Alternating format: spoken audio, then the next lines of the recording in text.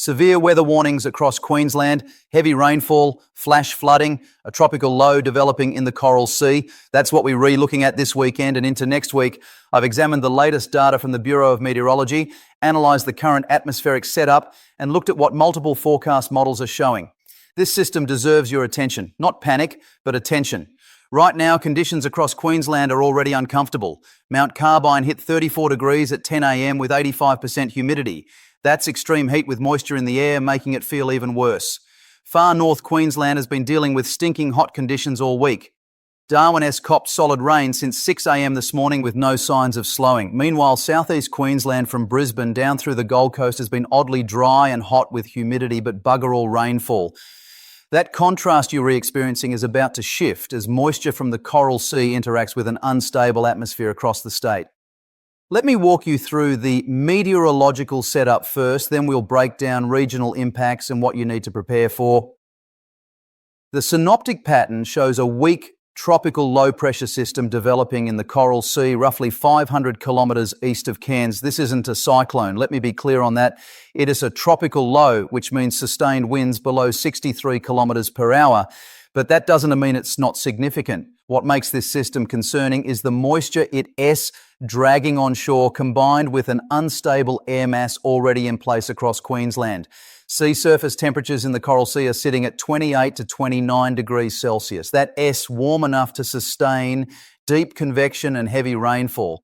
The Bureau of Meteorology has the system tracking generally westward to west-southwest over the next 72 to 96 hours. Current guidance suggests landfall somewhere between Mackay and Townsville, most likely Sunday night into Monday morning. But there's still uncertainty in the exact track, which I'll explain. Looking at the forecast models, there is reasonable agreement on the broad pattern, but differences in the details. The Access model that the Bureau Australian Community Climate and Earth System Simulator has the low making landfall near Bowen late Sunday with peak rainfall Monday. The GFS Global model shows a similar track but slightly faster, bringing the system ashore earlier Sunday evening. The European model ECMWF is a bit further south, closer to Mackay. That spread of about 150 kilometres in potential landfall location is significant. It determines who cops the heaviest rain and who sees lesser impacts. We'll know more as the system develops and the models converge over the next 24 hours. Upper-level analysis shows weak steering currents, which means this system could meander or slow down after landfall rather than racing inland and weakening quickly. That is a concern for prolonged heavy rainfall in one area.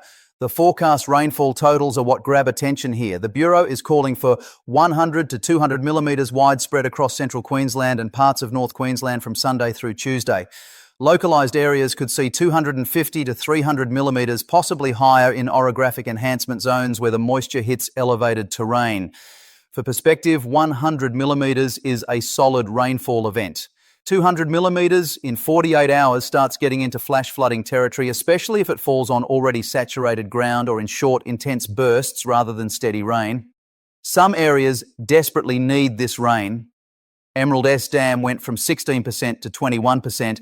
After recent rainfall from a previous system. That is positive. But the issue with tropical lows is the rainfall distribution is often patchy. Some places get flooded while areas 50 kilometres away stay dry. Let me break this down by region so you know what to expect where you are. Far north Queensland from Cairns north to Cape York, you're on the northern fringe of this system. You'll see showers and storms, particularly Sunday and Monday, but the heaviest rainfall stays south of you. Expect 50 to 100 millimetres in most areas, possibly 150 in the wettest spots. The heat and humidity you've been dealing with continues through the weekend. Daytime maximums around 33 to 36 degrees with overnight minimums only dropping to 26 to 28. Uncomfortable conditions. If you're replanning outdoor work or activities, do it early morning before the heat builds.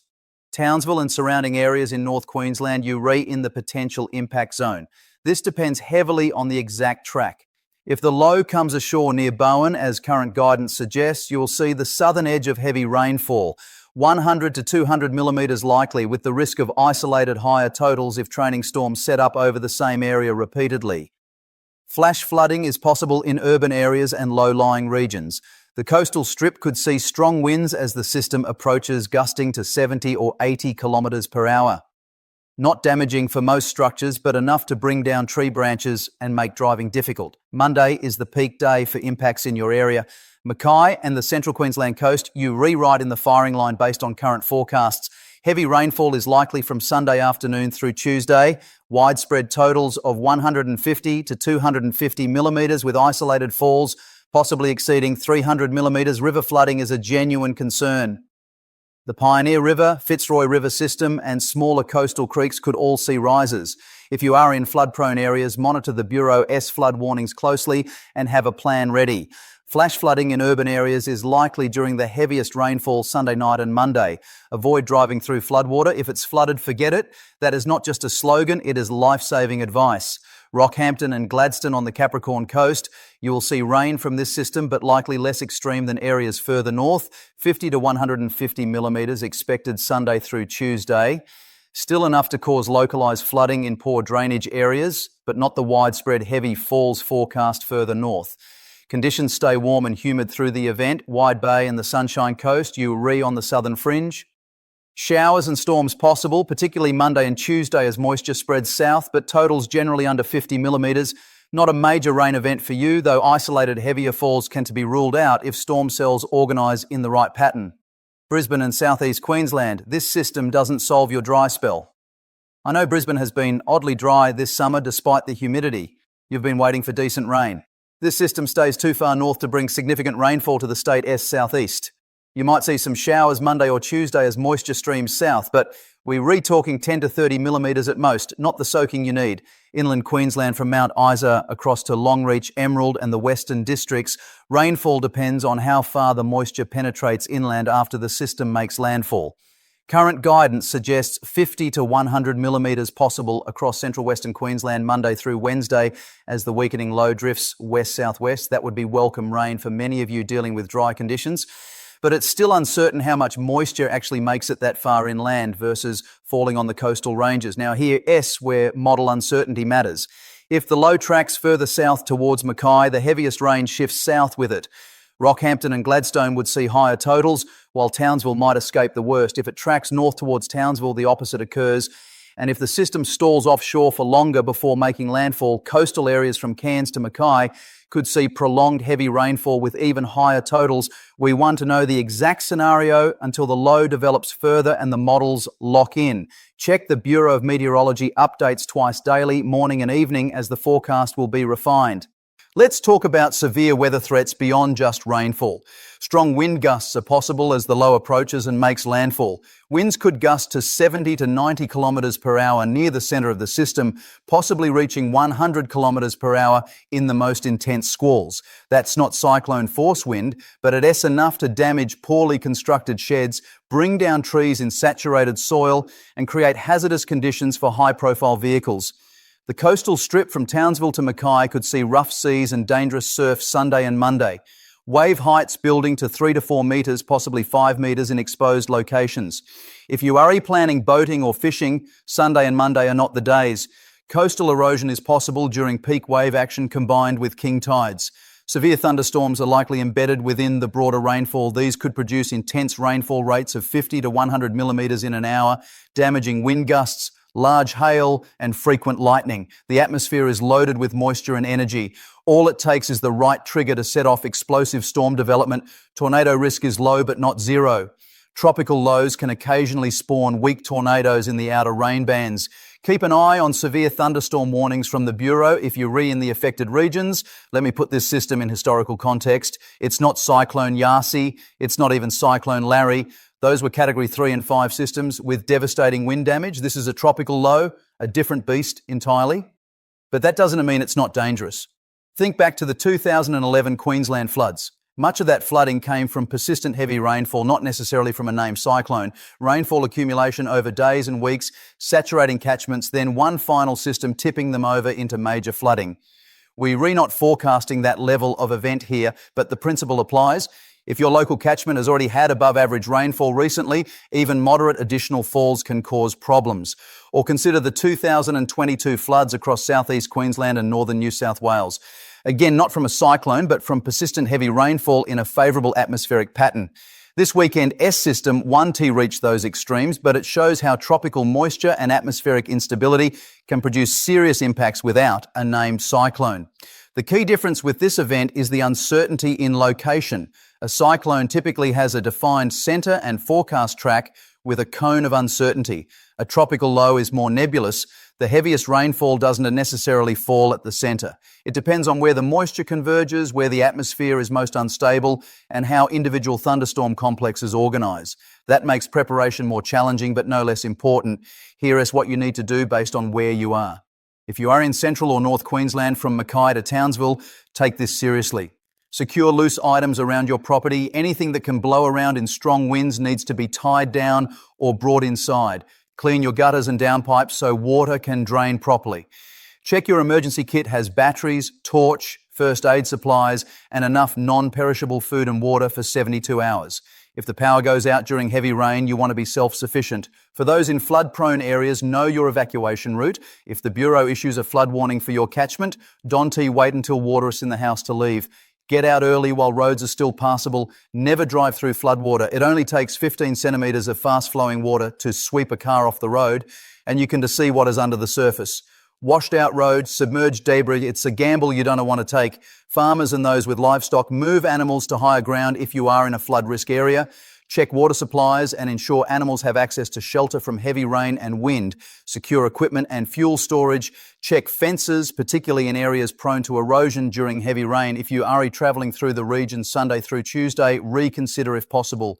If you must travel, monitor road conditions continuously. The Queensland Traffic website and local council alerts will show road closures. Allow extra time, slow down in heavy rain and turn back if you encounter floodwater. For those on the water, don't go out Sunday or Monday. The seas will be too rough and conditions too unpredictable. It's not worth the risk. In urban areas, expect disruptions. Flash flooding can close roads quickly. Traffic will be slower in heavy rain. Public transport might face delays or cancellations.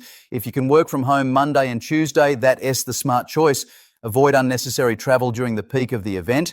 Check on elderly neighbours and mates who might need help preparing. They might not have the physical ability to secure their property or move items to higher ground. A simple knock on the door and offer to help can make a real difference. Keep your mobile phone charged. If the power goes out, you want communication ability. Download the Bureau of Meteorology app for real-time warnings and radar. Have a battery-powered radio as backup if mobile networks go down. Now, for those in southeast Queensland waiting for rain, this isn't your event. Brisbane, Gold Coast, Sunshine Coast, you will stay mostly dry. The system is too far north. Your drought conditions continue. Water restrictions remain important. This dry pattern across the southeast, while the north gets drenched, is frustrating, I know, but that is the atmospheric setup we're dealing with. Looking beyond this immediate system, the longer range outlook shows the monsoon trough remaining active across northern Australia through late January. That means the potential for additional tropical lows or even cyclone development in the coming weeks. The Coral Sea and Gulf of Carpentaria both have above average sea surface temperatures, providing fuel for tropical systems. La Niña conditions are weakening but still influencing our weather patterns. That typically means increased rainfall across northern and eastern Australia during the wet season. The Indian Ocean dipole is neutral, not adding much to the pattern either way. For the week ahead, after this system clears, models suggest a brief, drier period mid to late next week across Queensland before another potential surge of tropical moisture the following weekend.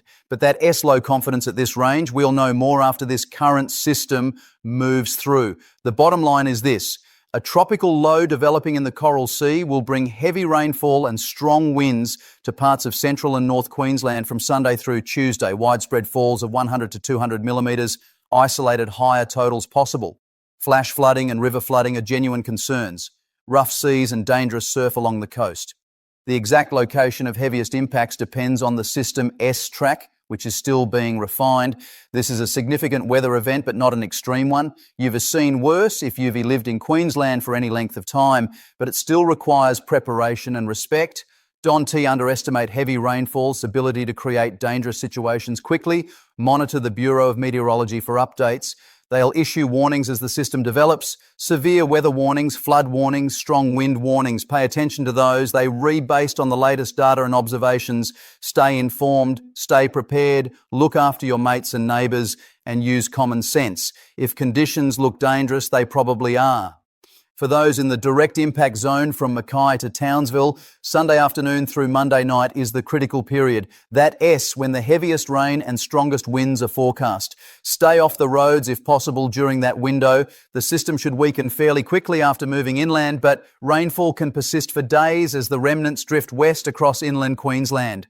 Flooding impacts on rivers can take days to peak even after the rain stops, so don't assume it is safe just because the sun comes out. This pattern of tropical moisture and atmospheric instability is typical for January in Queensland.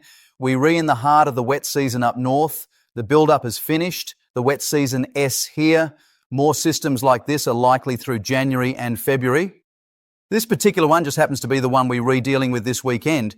Check the Bureau of Meteorological Updates Saturday morning and Saturday evening for refined forecasts. The exact landfall location and timing will become clearer as the low develops. Model guidance should converge as we get closer to the event. If you're in the impact zone, your Saturday is for preparation. Get it done before the weather deteriorates Sunday. Sunday's too late to be scrambling around securing things or stocking up on supplies. That's the forecast as it stands. A developing tropical low in the Coral Sea, bringing heavy rain and strong winds to parts of Queensland from Sunday onward. Significant impacts likely in central Queensland particularly. Monitor warnings and prepare accordingly. This isn't the time for panic, but it's definitely time to pay attention and take sensible precautions. You know your local area better than I do. You know where it floods, what roads cut, how your property handles heavy rain. Use that knowledge and prepare accordingly.